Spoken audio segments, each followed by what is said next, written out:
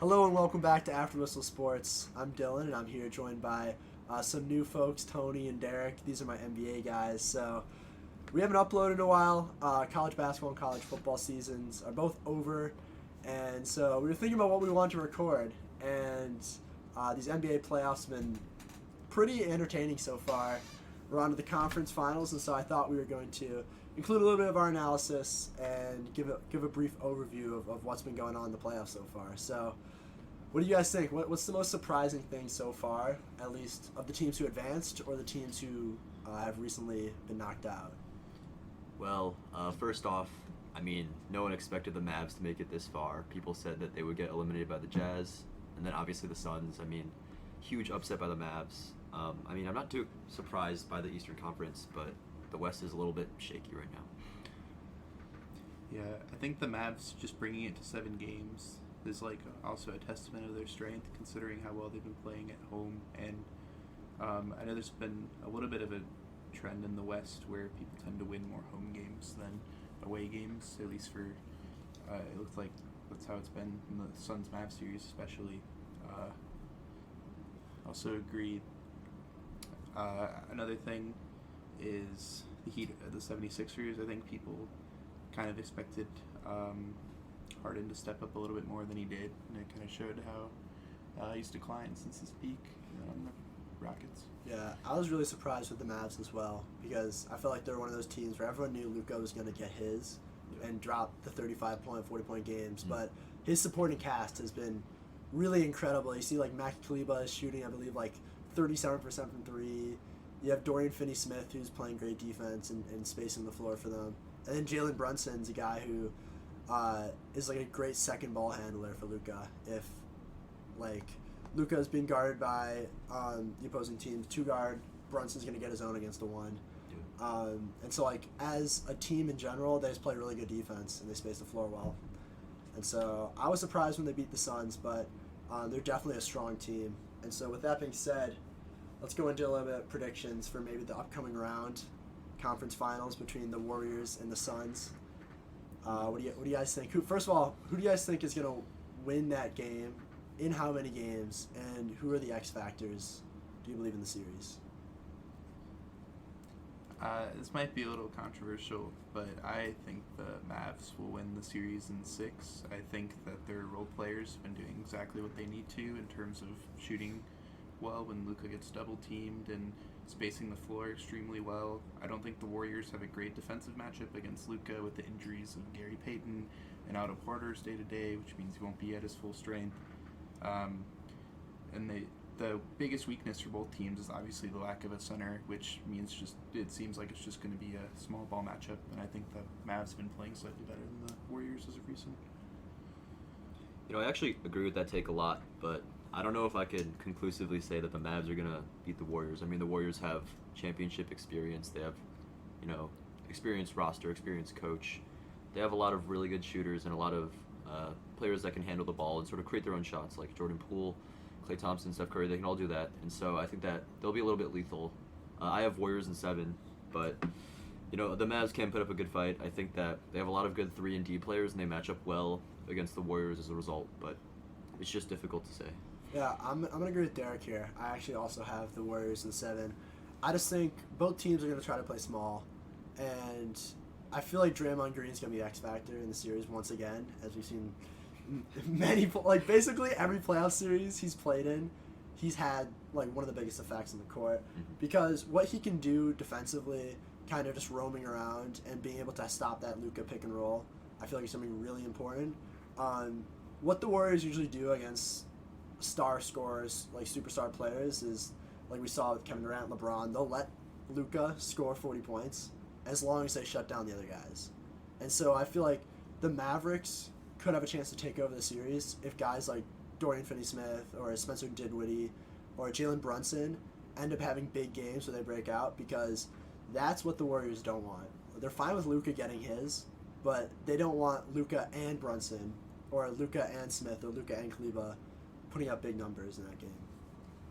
Yeah, that makes a ton of sense. I mean, I think that the Mavericks have just a lot of options that I'm not sure that the Warriors can defend all of them, especially with the loss of Gary Payton. It's difficult to defend all three ball handlers, Brunson, Doncic, and Dinwiddie, it's difficult task for the Warriors to complete. I feel. So just think statistically, the Mavs have been having a better series than, or having a better playoffs experience than the Warriors, considering the blowout loss to the Grizzlies and just the inconsistency from deep that we've been seeing with the Warriors. Like Clay and Jordan Poole in particular have been having a lot of on and off games, whereas when someone's shooting poorly on the Mavs, someone else tends to step up, and they just have a lot of players that are really good at doing exactly what they need to and hitting threes.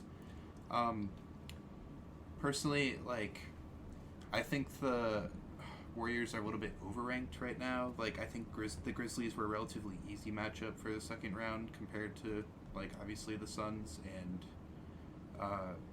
the Mavs beating the reigning Western Conference champions, I think, is also a testament to their strength, and I think they'll carry that momentum into the next series. Yeah, I want to talk a little about the inconsistencies from the Warriors, especially shooting-wise. We've seen Klay Thompson. He had an outstanding Game 6, but his Game 4 and 5 were pretty brutal. He's been really inconsistent since coming back from the injury, which you would expect, but at some point, I think he's going to flip the switch and go back to the Klay we know from before the injury, where you really can't leave him open. And what the Grizzlies would do is they actually, in the first few games of the series, why they were so successful is they were able to help off Klay a little bit more than they're usually supposed to, and he just wasn't hitting all of his open shots, which really puts a lot of pressure on Steph to both shoot incredibly well outside and also be able to create in the paint with the pick and roll. And so I feel like Klay Thompson's going to be a little bit better in this series. But, I mean, like the Mavs, they're going to put Dorian Finney-Smith on him, right?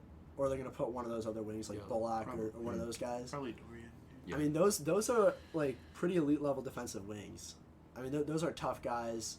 And, again, we saw Klay against guys like Desmond Bane, but it's not an easy task for Klay to start lighting it up again against those two wing defenders. But Yeah, I mean, I think one thing that we need to keep in mind is that the Warriors play like a very, very different style of basketball than the Suns, and so it's not exactly like applicable. Like the lessons that we've learned from previous series, it's not like totally applicable. I mean, I think that the Warriors play a lot of fast break. Draymond likes to push the ball, and I feel like maybe that can shake up the series just a little bit. yeah, but I think the Mavs are actually a perfect team to match up with the Warriors. Yeah. Because they play, I mean, they're going to play small ball, and they're going to want to guard in transition, and they're going to want to switch basically everything. Which, if you're playing the Warriors, like, you better be able to switch. And you better be able to switch a big onto either Poole or onto Curry. I mean, you don't want a big on Curry, but as we saw with the Memphis series, like, you have to at some points. And so that's why I feel like the Mavericks have a little bit of an upper hand, like, rather than the Grizzlies, is because they have the defenders and they have the length and the athleticism to switch basically 1 through 5, which can give the Warriors some problems. Yeah, I also think the loss of some of the Warriors' backup guards is impactful because the Mavericks really like to double team like the stars, like Book and CB3 got double teamed a lot, and it forced the role players to actually have to hit some shots. So the loss of some of their bench depth will, I think, also be pretty impactful in the series. So what do we think? I mean, Derek and I gave our reasons for the Warriors in 7. Tony gave his reason for the Mavericks. Now, let's take the other perspective here. Tony, why do you think the Warriors could end up winning this series? I think the best reason that I heard among the reasons that were discussed is playoff experience. Obviously, they've been to the finals quite a few times, and they have a lot of really good players that can step up when they need to. And we've also seen a lot of like instances of, I think, maybe untapped potential. Like Wiggins was an all-star this year, and he's been averaging better numbers. Some games he plays well, some games he doesn't. If the Warriors are hot, it could be very dangerous to stop, especially given the potential for players like Jordan Poole to drop like 30 in a night. But I also think the Warriors are really good against small ball lineups in particular. They're used to that style of offense, and they know.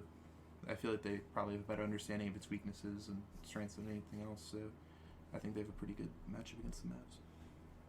Derek, what about the Mavericks being able to? I mean, I just want to comment on that real quick. I agree with a lot of what you said, and I think that in the series, Wiggins is going to be the X factor, and really like the deciding factor, because it seems like there's going to be a lot of just like the Mavericks focusing on Curry, Clay, and Poole, but if Wiggins can really step up, I think the Warriors can beat the Mavericks in the series.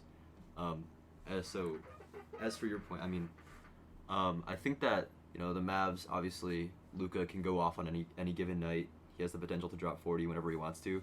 I like that the Mavericks have a lot of 3-and-D people that can guard a variety of positions like Bullock, but I also like that they have like a really, really good defensive team, which is a little bit scary against the Warriors, who are very, very quick paced.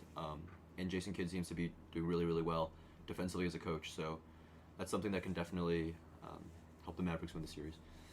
Yeah, I think that, again, I talked about it a little bit more when I gave my initial prediction, but Jalen Brunson to me is a guy who I feel like is a make or break in the series either way.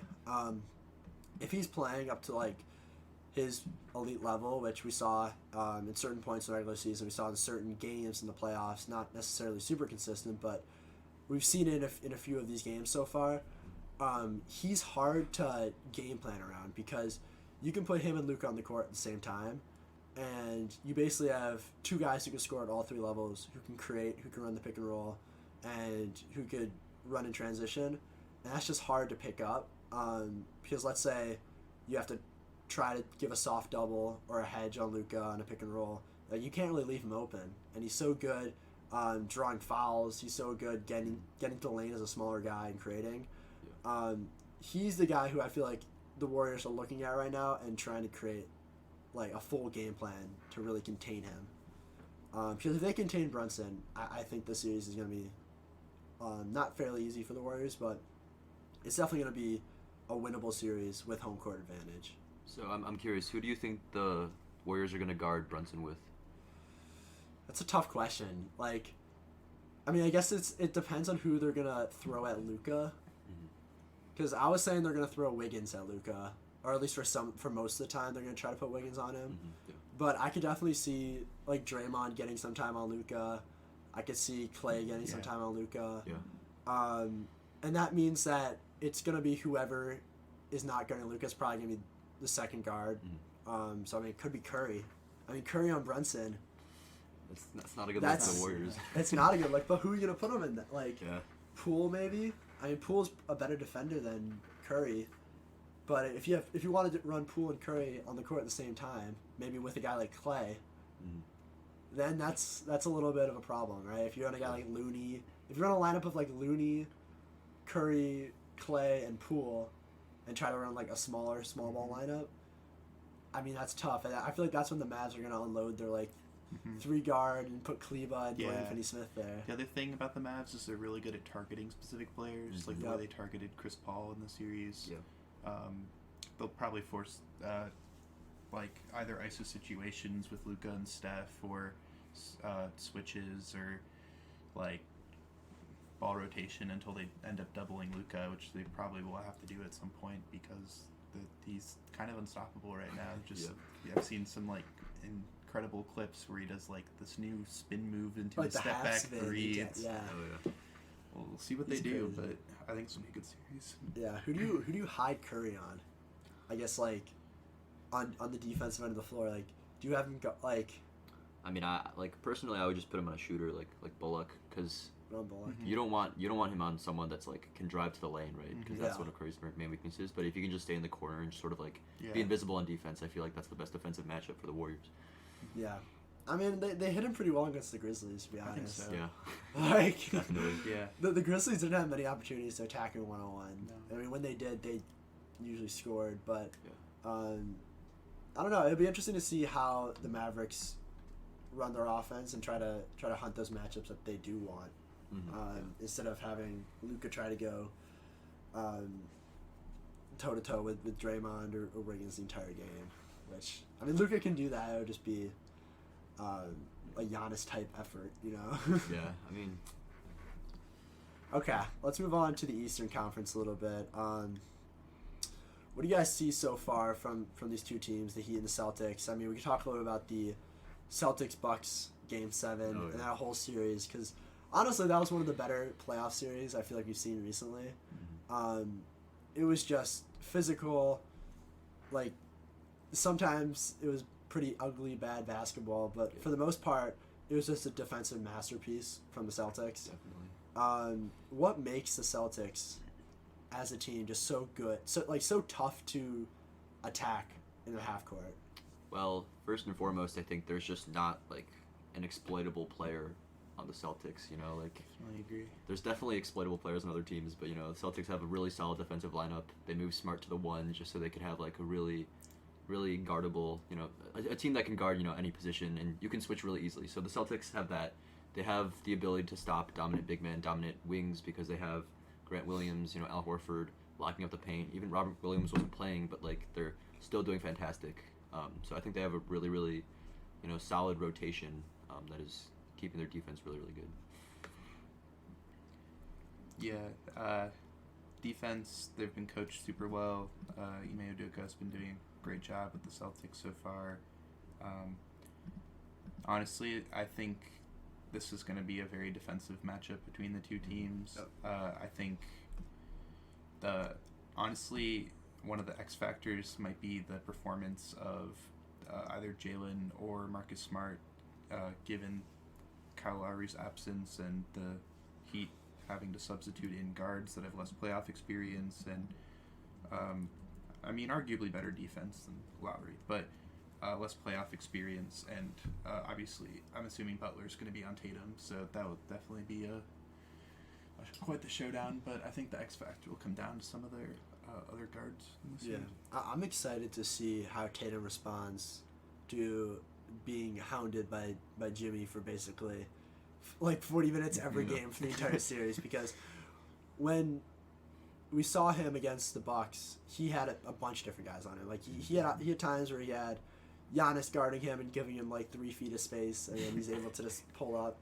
Again, I don't know why Giannis wouldn't just guard him, but I remember Tatum, at least in that Game 7, Tatum had so many threes where Giannis just wouldn't step up. Mm-hmm. I mean, we saw him against some of the other like Bucks wings that aren't very good, like Grayson Allen. He dominated. We saw him against Wesley Matthews for a lot. Actually, Wesley Matthews did a really nice job for the first couple of games, and then Tatum seemed to figure him out a little bit. Yeah. But it's different going against Jimmy Butler because he's not a guy that the Heat are gonna like switch on to a ton of different guys. Like most of the time, Butler's gonna be on the guy they want him to be on, and then Bam's gonna be able to just kind of switch around. Definitely. Which is, I mean, part of the reason why Miami's so good is because they have those two guys who, I mean, you put one of them on the best scorer on the other team, and then you put Bam to kind of roam and switch on whoever they need to on the ball.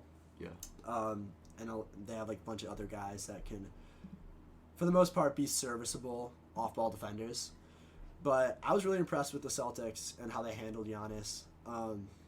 You don't really get that type of player with the Heat. I feel like it's a different defensive game plan against the Heat, because the Heat are going to run their sets like 65% of the time, whereas I'm pretty sure the Bucks in the second half of the Game 7 just like didn't run any of their stuff. They just wanted to go like Giannis ISO or like Drew Holiday ISO, which obviously didn't work. Yeah. But what the Heat are going to do to you defensively is they're going to make you run around. Just like run, like the Heat are going to upload all their shooters like Max Strus, like Vincent, Duncan, maybe Duncan Robinson might get in the game, I don't know. But they're going to make you run around and guard all those guys. Yeah. And Grant Williams, I think, was a perfect piece for the Bucks because they needed someone bigger. They needed someone who could help off the ball. I think Grant Williams is going to get exposed in this series defensively because I don't know if he's mobile enough to guard the wings of the Heat and kind of stick and guard for like an entire possession. I don't know. What's your opinion on that? I'm curious to see if they bring back the like double center Robert Williams and Horford, which they did a little bit towards the postseason. Because obviously, like PJ Tucker's like solid is not necessarily like a traditional like bigger 4, but is probably more of a 3-and-D type player. So I'm curious to see whether or not the Celtics choose to play more of a small ball lineup or more of the like larger lineup you're playing with at the end of the season and some of the earlier series. I feel like the Celtics would try to use that bigger lineup sometimes. I think so. Because the one thing with the Heat is that like they don't have the size necessary really, like. But at the same time, I don't. It really depends on how the Heat are gonna attack offensively. Like, if the Heat are going to try to be like super perimeter oriented, which they have at some times, then I believe that the Celtics are going to try to run small ball lineup to kind of match that speed. I think so too. But if the Heat are going to run like Bam and like another non-shooter maybe at the 4, then I could definitely see the Celtics trying to like put that Robert Williams, Al Horford lineup in. And like both those guys are bigger players, but they're not like traditional bigs. No. Like Horford can shoot from the perimeter. I mean, Horford can try to guard some guys on the perimeter. Like that's probably not the best matchup, but he can do it at some points. Yeah. Rob Williams, I feel like he can guard basically anyone on the perimeter. Like he's that good of a defender, but again, like he can struggle a little bit on offense. So I don't know. It's a good chess match to kind of see what lineups are being played. Yeah, I mean, I think you have to like imagine that this series is gonna largely be played on the perimeter, because both teams have such good inside defense, especially with Bam and Robert Williams. I feel like there will be a good amount of small ball played, just from both sides. The Heat have a lot of really, really good guards, really, really good defensive guards too, that they can put on like Jaylen Brown and put on Marcus Smart. So, I mean, yeah, I don't know. Yeah. Another question I had was, how much does the Heat kind of limit the amount of players they play? Because we saw in the playoffs they played like an 8-9 man rotation, like even 10 at some points. Like, do you guys see that? Do you guys see the Heat maybe toning down the rotation in like some of these like closer playoff game type moments, or do you think they still, let's say, like give like Caleb Martin, Dwayne Dedmon, Gabe Vincent their minutes, because they've been getting like 15 minutes a game, and allowing guys like Lowry and Oladipo to kind of get some rest sometimes? I mean, that's a really good question. I think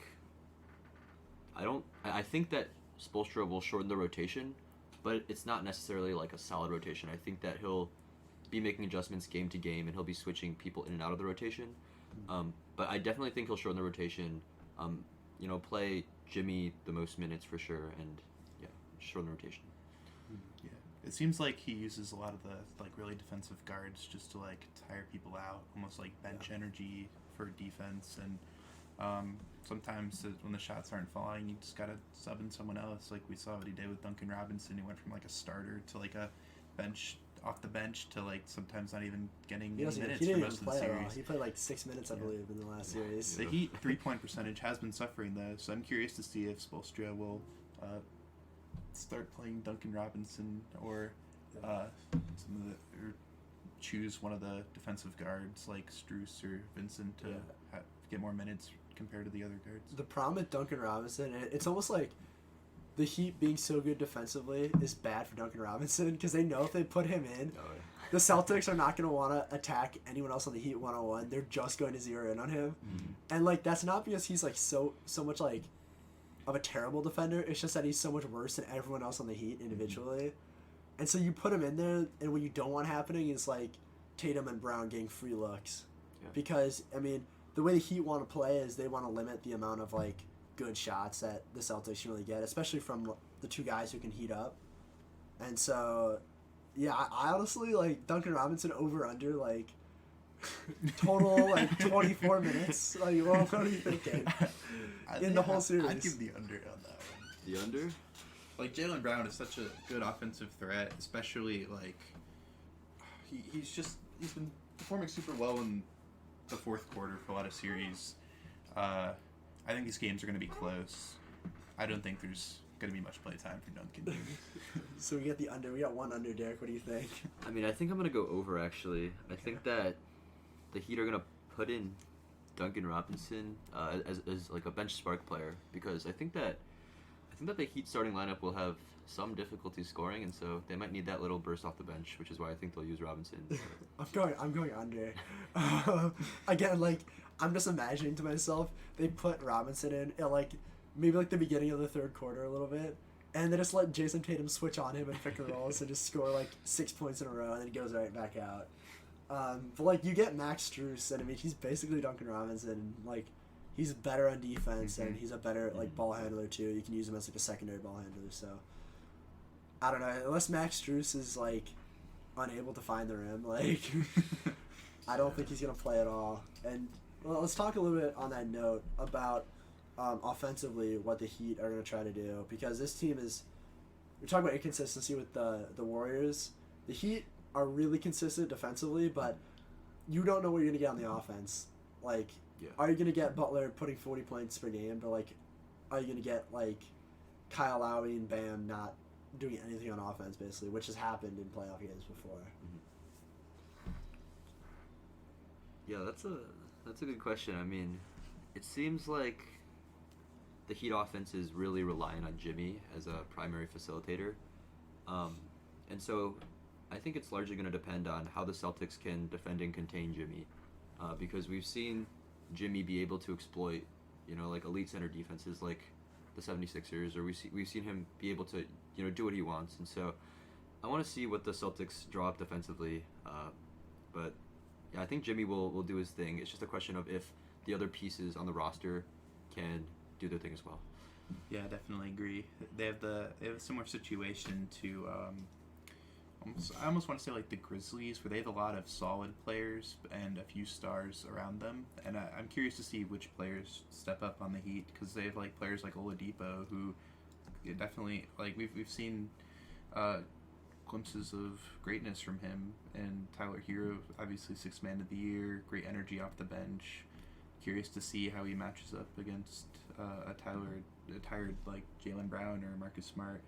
I think the Heat depth will definitely be to their advantage in the series, and I'm curious to see who steps up. I think Tyler Hero could be a possible X factor for the Heat, just because he's the one guy I feel like the Celtics really have to worry about creating his own shot. Like, Jimmy's a great player, but like, you can kind of help off Jimmy and contain him somewhat because he's not the best perimeter shooter.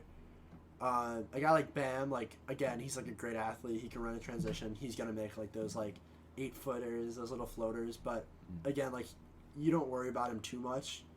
Like, you just put a guy like Al Horford on him, he could probably do a pretty solid job. But but Tyler Hero, he's a tough one because as great as Marcus, like a defender, Marcus Smart is, I feel like Tyler Hero could give him some problems. At least like the most problems on like the Heat roster. So I don't know. I like Hero in this matchup specifically over some of the other Heat players.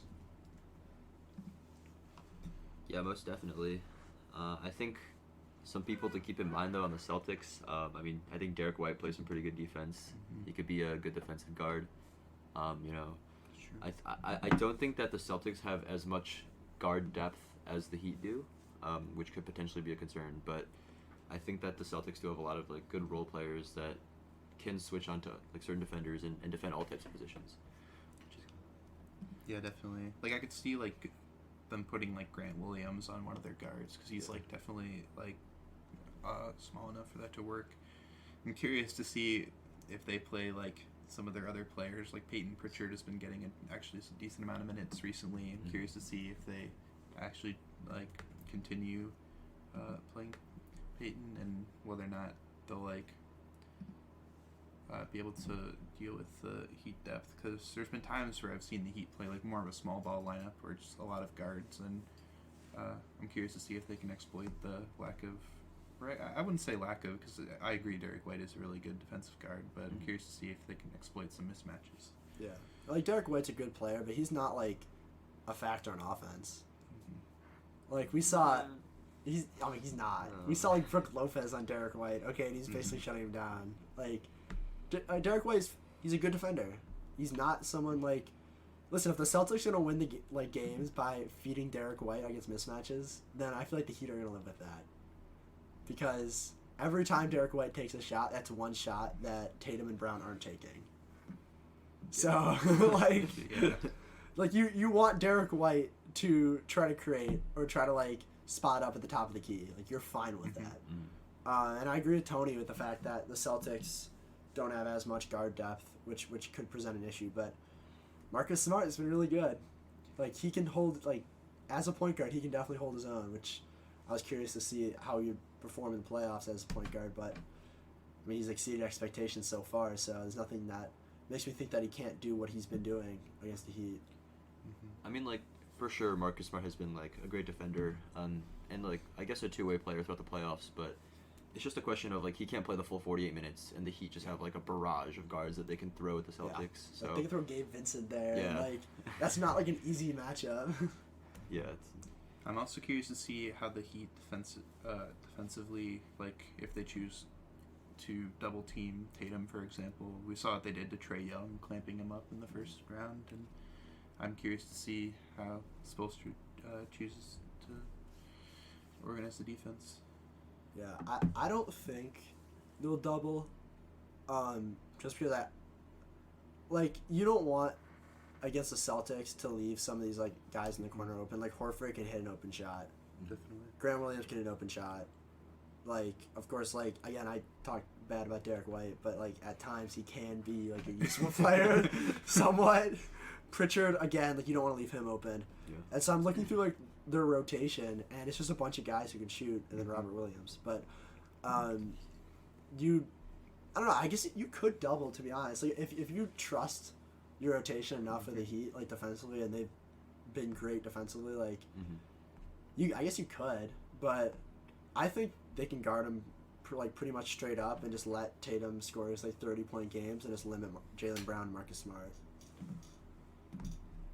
So now let's go on. What do we think about our predictions here? We'll start with Tony this time. Tony, what do you think? Who's moving on from the East? I'm not entirely sure about the number of games yet, but I think I'm going to go with the Celtics here. I just think they have, like, we've seen them overcome some good matchups, been very well in the clutch time. But on the other hand, like, the Heat have been doing a great job against some of these, like, pretty solid teams. Like, everyone expected the 76ers to do much better. The Hawks obviously made it to the Eastern Conference Finals last year, and they dealt with them pretty easily. But I think I have to give it to the Celtics. I think it'll be a close series, and I think it'll either go to 6 or 7. I'm gonna go with that too. I think I'm gonna go with Celtics in 7. I mean, it's really difficult to say, but I feel like the Celtics just have a little more star power at the top in terms of scoring. I think this is going to be a very defensive series, so I think that those like little like increments in scoring will be the difference maker, especially with like Jaylen Brown and Jason Tatum. And I also think that with Lowry out, the Heat are playing good without Lowry, but I think that Lowry is a difference maker that would benefit the Heat, and I think without him, the Celtics have a much better chance to win the conference finals. Yeah, I agree with both you guys. I think the Celtics should win. I'm gonna say 6 games, but again, like for similar reasons, I just think they have more options than the Heat, and I don't know. Like the Heat are one of those teams where when they're really hot, like when guys like Strus are hitting their shots, when guys like Vincent can give you solid minutes, like they're really tough to guard and they're tough to beat. But I don't think in a 7-game series you're going to be able to sustain the level of scoring that Tatum, Brown, and Smart, even Horford, can bring. Yeah. Which is why I think like it's going to be a good series. It's going to be like a defensive grinder, I feel like. And it's going to come down to who can hit the big shots when they need to, and who besides Tatum or Butler can hit the big shots when they need to. Yeah. And I just trust the Celtics supporting cast on that side of the ball a lot more. Yeah. So the Celtics have like been the higher seed in like the previous 2 series, but now they're facing the 1 seed, so they're not going to have home court advantage. Do you think that affects the series in any way, or? I'm not gonna lie, like Heat home court advantage is kind of overrated because they don't even like sell out their stadium anymore. Like, Okay, I think that's a myth. no, the Heat are one of the most tamest places to play in the No. playoffs. Did you watch those games? Well, no, I saw the clips, but I'm pretty sure it was because like traffic or something. Like, Okay, so I don't think it was why, legit. Darren, what agenda do you have? Why are you protecting the Heat? Well, I'm just saying, like I think the Heat home court like could be a real thing. Of course, it's home court advantage. Right. I still think Celtics in 6 though. Fair enough. I mean, yeah, I've seen the Heat Stadium during some of these games. Doesn't look very packed. I've heard different things like traffic. I don't know. I just think like